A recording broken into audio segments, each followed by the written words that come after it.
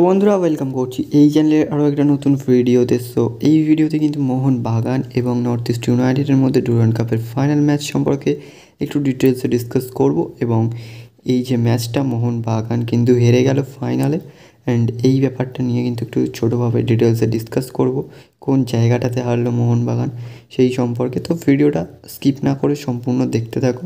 And অনেক দিন পর ভিডিও দিচ্ছি, তো কিছু সমস্যার কারণেই কিন্তু দীর্ঘদিন পর ভিডিও আসছে। তো আশা করব সেই পুরনো সাপোর্টটা তোমরা দেখাবে। তো চলো বন্ধুরা শুরু করা যাক আজকের ভিডিও। বন্ধুরা প্রথমে যদি ম্যাচ সম্পর্কে একটু ডিটেলসে কথা বলি, তো ফার্স্টেই কিন্তু সাহাল আব্দুল সামাদ একটা পেনাল্টি আর্ন করে দেয় আর কি। সাহাল আব্দুল সামাদকে ওটা পেছন থেকে জার্সি পুলিং করা হয়েছিল, সেই কারণেই কিন্তু আর কি পেনাল্টি দেওয়া হয়। এবং সেই পেনাল্টিটা দারুণভাবে কনভার্ট করেন জেসন কামিংস।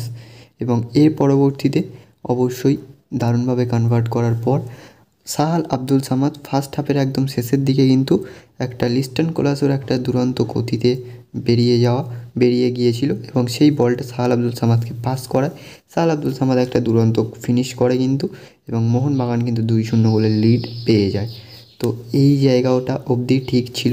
অ্যান্ড সেকেন্ড হাফে পুরোপুরি নর্থ ইস্ট ডমিনেট করে, কারণ সেকেন্ড হাফে হচ্ছে সাহাল আব্দুল সামাদকে তুলে নেওয়ার ওই যে ডিসিশানটা, ওই জায়গাটাতেই একটু ভুল হয়ে গেছে মোহনবাগান কোচের আর কি। সাহাল আব্দুল সামাদকে তুলে নেওয়াটা বোকামি হয়ে গেছে, কারণ গ্রেগ স্টুয়ার্টের জায়গায় দিমিত্রিকে আনা যেতেই পারতো। প্লাস তার পাশাপাশি ডিফেন্সে আলবার্তো রদ্রিগেজ যখন বেরিয়ে গেলেন, তার পরবর্তীতে সেই জায়গায় দীপেন্দু বিশ্বাসকে আনলে কিন্তু ভালো হতো। আশিস রায় অতটাও কিন্তু ইমপ্রেসিভ ছিল না। তো এখানে ভুল ত্রুটি বলতে আমি হালকা করে বললাম যে ভুল ত্রুটিগুলো কোথায় কোথায় ছিল, ওই জায়গাগুলো রেকটিফাই করলে হতো। বাট এখানে কোনো ইন্ডিভিজুয়াল প্লেয়ারকে দোষ দিয়ে লাভ নেই, যেরকম লিস্টন মিস করেছে বা সুভাশিস বোস মিস করেছে বা কোচ কিছু ভুল ডিসিশান নিয়েছে, এরকম ইন্ডিভিজুয়াল কাউকে কিন্তু দোষ দিয়ে লাভ নেই, ঠিক আছে। অ্যান্ড এটাই হচ্ছে কারণ তীরে এসে তরি অনেক টিমেরই ডোবে, বারংবার ডোবে, যেটা আমরা 2022 বিশ্বকাপে দেখেছিলাম। তো ফ্রান্স প্রায় জেতা ম্যাচ তারা কিন্তু হেরে গিয়েছিল, ঠিক তেমনটাই এক্ষেত্রে মোহনবাগান কিন্তু এক্ষেত্রে ডিফেন্ডিং চ্যাম্পিয়ন হয়ে নেমেছিল, কিন্তু তারা তীরে এসে তাদের তরিটা ডুবে যায় এবং তারা পারফরমেন্স ভালো করেছিল ফার্স্ট হাফে, কিন্তু সেকেন্ড হাফে তারা খেই হারিয়ে ফেলেছিল।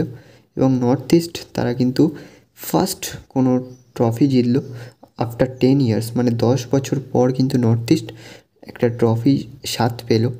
এবং এর জন্য কিন্তু অনেক অনেক শুভেচ্ছা রইল নর্থ ইস্ট ইউনাইটেড এফসিকে। এবং তাদের খেলা দেখে বোঝাই গেছে যে তারা কিন্তু খুব সুন্দর খেলবে হচ্ছে আইএসএল সিজনটায়। তারা কিন্তু ইমপ্রেসিভ কিছু করে দেখাবে এই আইএসএল সিজনে। তো তারা ডুরান্ড চ্যাম্পিয়ন হয়েই কিন্তু আইএসএল খেলতে নামছে। তো বন্ধুরা এই ছিল আজকের ভিডিওটা কেমন লাগলো কমেন্টে জানিও। অ্যান্ড চ্যানেল নতুন হলে সাবস্ক্রাইব করে দিও বন্ধুরা। অ্যান্ড কমেন্ট সেকশনে অবশ্যই জানিয়ে দিও যে মোহনবাগানের ভুলগুলো কোথায় কোথায় হয়েছে, কোন ভুলগুলো রেকটিফাই করার দরকার।